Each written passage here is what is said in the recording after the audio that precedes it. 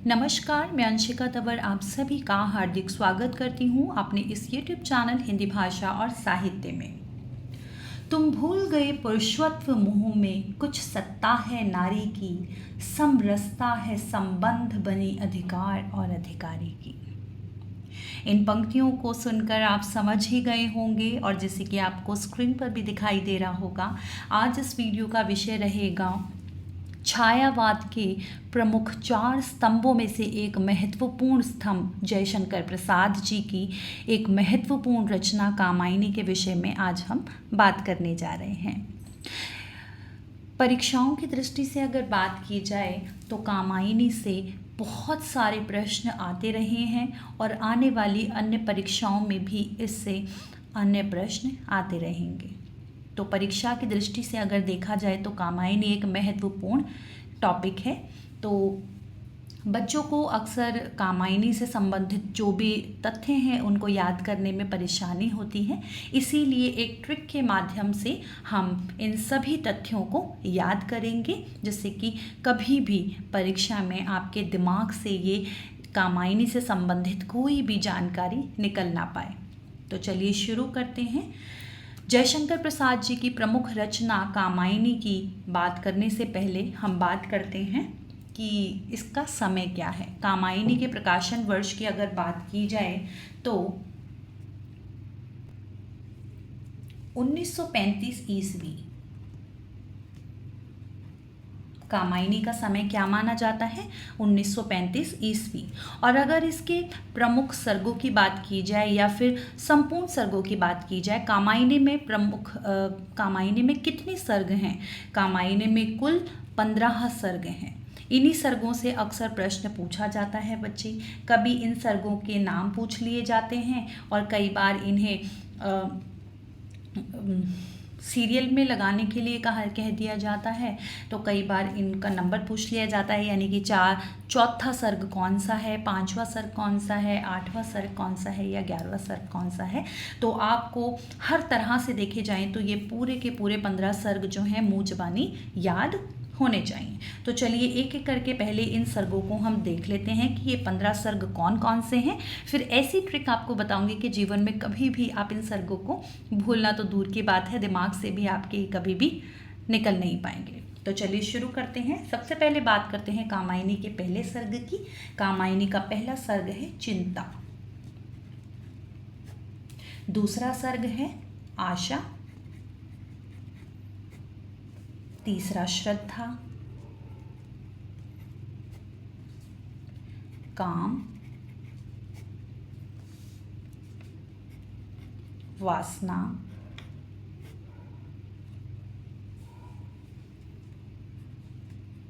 लज्जा, कर्म,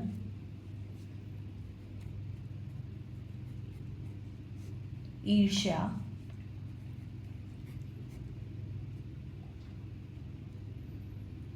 बच्चे इन्हें आप अपने नोट्स बना लीजिए या कहीं पर नोट कर लीजिए, क्योंकि ये बहुत ही इम्पॉर्टेंट वीडियो है। आपको अंत में देख लीजिए, आप अंत में कहेंगे कि सच में ये बहुत ही इम्पॉर्टेंट वीडियो थी और हमने पहले इसको नोट नहीं किया। तो मैं पहले ही आपको बता रही हूँ, एक एक चीज़ को आप नोट करते हुए चलिए, लिखते चलिए, जिससे कि क्योंकि कई बार क्या होता है कि जो चीज़ हमें देखने से, सिर्फ देख लेने से या फिर सुन लेने से नहीं इतना याद होती है जितने कि उसको लिख लेने से भी याद होती है। चलिए समय बर्बाद ना करते हुए आगे बढ़ते हैं। 10वां सर्ग जो है वो है स्वप्न, 11 है संघर्ष,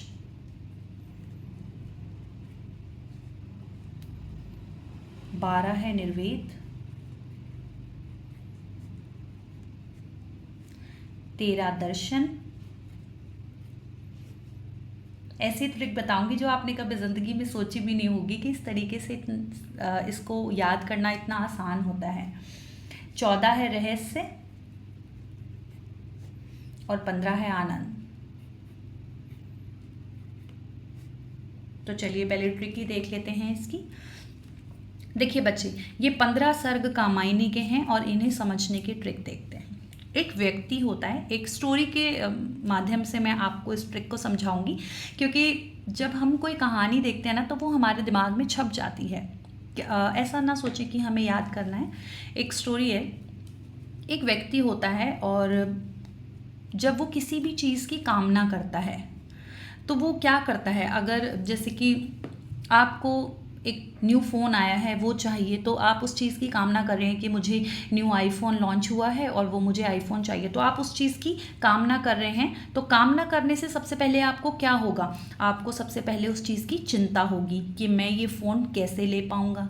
चिंता हुई उस व्यक्ति को, एक व्यक्ति है, उसे सबसे पहले किसी चीज़ की अगर कामना हुई है तो पहले वो उस चीज़ की चिंता करेगा, चिंता करेगा। दूसरा, उसके बाद क्या करेगा, चिंता के बाद उसे आशा होगी कि हाँ एक ना एक दिन मैं ये चीज़ ले लूँगा या फिर ये काम कर लूँगा। उसके बाद वो क्या करेगा, भगवान से प्रे करेगा। भगवान से प्रे करेगा तो उसे श्रद्धा होगी भगवान के ऊपर, और श्रद्धा करेगी, भगवान पर श्रद्धा करेगा तो उसका काम बन जाएगा। और जब काम बन जाएगा उसका, जब उसके काम बनने लगेंगे तो उसके अंदर क्या होगा, जब वो मेहनत करेगा उसके पास पैसे आएंगे, उसके काम बनने लगेंगे, तो वो क्या करेगा, वासना में पड़ जाएगा।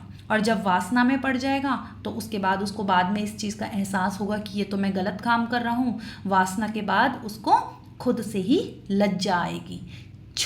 एक और इसका आप ये ऐसे भी याद कर सकते हैं, जैसे कि छी छी लज्जा, छः से लज्जा। तो वासना के बाद उसको क्या होगा, अपने आप से ही लज्जा हो जाएगी। फिर वो क्या करेगा, उसके कर्म जो हैं, अपने कर्मों से उसको ईर्ष्या हो जाएगी, अपने कर्मों से ही उसको ईर्ष्या होने लगेगी कि मैंने कैसे कैसे काम किए हैं। उसके बाद उसकी ज़िंदगी में एक लड़की आएगी ईड़ा नाम की, और वह क्या करेगी, उसके स्वप्न में आएगी। ईड़ा नाम की लड़की उसके स्वप्न में आएगी और स्वप्न में आके उसके साथ संघर्ष करेगी। एक एक संघर्ष से भी आप ऐसे याद कर सकते हैं, एक एक यानी कि 11 संघर्ष 11वें नंबर पर है। स्वप्न में आएगी, उसके ईड़ा उसके स्वप्न में आएगी और स्वप्न में आके उसके साथ संघर्ष करेगी। संघर्ष करेगी तो उसको निर्वेद प्राप्ति होगी। निर्वेद के बाद क्या होगा, संघर्ष करने के बाद उनको एक वेद मिलेगा। निर्वेद से ऐसे याद कर लेंगे, वेद मिलेगा उनको एक, और वेद में लिखा होगा कि तुम्हें भगवान के दर्शन होंगे और उसमें दर्शन में भगवान तुम्हें उस चीज़ को प्राप्त करने का रहस्य बताएंगे। और जब उसको वो रहस्य प्राप्ति हो जाएगी तो अंत में उसको क्या मिलेगा, आनंद मिलेगा। तो इस तरीके से एक स्टोरी के माध्यम से भी आप इसको याद कर सकते हैं कि एक व्यक्ति है, चिंता कर रहा है, फिर उसे आशा हुई, फिर भगवान पर श्रद्धा हुई, फिर उसके काम बनने लगे तो वो गलत कामों में पड़ गया, वासना हो गई, उसे वासना हुई तो उसे खुद से लज्जा आने लगी, उसको अपने कर्मों पर ईर्ष्या आने लगी, ईर्ष्या होने लगी अपने कर्मों से। फिर उसकी ज़िंदगी में ईड़ा नाम की एक लड़की उसके स्वप्न में आई, उसने एक एक संघर्ष उसके साथ किया और फिर उन्हें वेद की प्राप्ति हुई। वेद में क्या लिखा था कि तुम्हें भगवान के दर्शन होंगे और उसी दर्शन से तुम्हें रहस्य की प्राप्ति होगी, और जब रहस्य उसको पता चल जाएगा तो उसकी ज़िंदगी में आनंद ही आनंद होगा। तो ये 15 सर्ग थे कामायनी के। अब आगे चलते हैं बच्चे। अगर मुख्य पात्रों की बात की जाए कामायनी के, तो कामायनी के 4 मुख्य पात्र हैं। कौन कौन है? मनु, इससे अक्सर प्रश्न पूछा गया है और पूछा जाता रहेगा बच्चे। प्रश्न की मैं आपको बार बार कह रही हूँ, परीक्षा की दृष्टि से ये सभी जो पॉइंट्स हैं वो बहुत इम्पॉर्टेंट हैं, तो ध्यान से समझिएगा। कामायनी के मुख्य पात्रों की बात की जाए तो 4 मुख्य पात्र हैं। कौन कौन से? मनु, दूसरा है श्रद्धा, तीसरा है ईड़ा और चौथा है कुमार। वीडियो थोड़ी सी लंबी ज़रूर है लेकिन बच्चे हेल्पफुल है आपके लिए। बार बार याद करके भूलने से अच्छा है एक बार अच्छे से पढ़ लेना और ज़िंदगी भर के लिए याद कर लेना। तो ये 4 मुख्य पात्र हैं और इन ये जो चारों पात्र हैं वो किसी ना किसी के प्रतीक हैं। अब हम ये देखते हैं कि ये चारों पात्र किस किस के प्रतीक हैं। अगर बच्चे मनु की बात की जाए तो मनु किसका प्रतीक है? मनु है मन का प्रतीक। किसका प्रतीक है? मन का। अगर श्रद्धा की बात की जाए बच्चे तो श्रद्धा किसका प्रतीक है? हृदय का। किसका प्रतीक है? हृदय का। ठीक है। और अगर ईड़ा की बात की जाए बच्चे तो ईड़ा किसका प्रतीक है? बुद्धि का। और कुमार किसका प्रतीक है? कुमार है मानव का। ठीक है। श्रद्धा से आप ऐसे याद कर सकते हैं, एक एक्ट्रेस है श्रद्धा कपूर, आप अक्सर लड़कों का दिल आ जाता है, उसके ऊपर हृदय आ जाता है, तो श्रद्धा से हृदय याद कर लेंगे आप। ठीक है। मनु यानी कि मानता नहीं है मन, ठीक है, मनु का मन। और कुमार किसी व्यक्ति का नाम होता है, तो इसलिए मनु जो है वो मानव का प्रतीक है। इस तरीके से भी आप इसको याद कर सकते हैं। अब अगर बात की जाए मुख्य छंद की, कामायनी में मुख्य छंद कौन सा है? तांटक छंद। कौन सा है? तांटक छंद।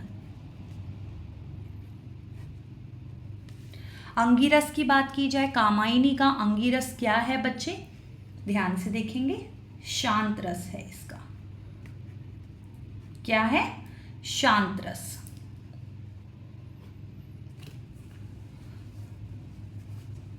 और शांत रस का स्थायी भाव कौन बताएगा मुझे? कमेंट में बताइए आप। चलिए मैं खुद ही बता देती हूँ। कामायनी का मुख्य अंगिरस क्या है? शांत। और शांत का स्थायी भाव क्या है बच्चे? निर्वेद। अभी आपने ऊपर भी पढ़ा। ठीक है। पुरस्कार से उनको सम्मानित किया गया है, और वो पुरस्कार कौन सा है? मंगला प्रसाद पारितोषिक।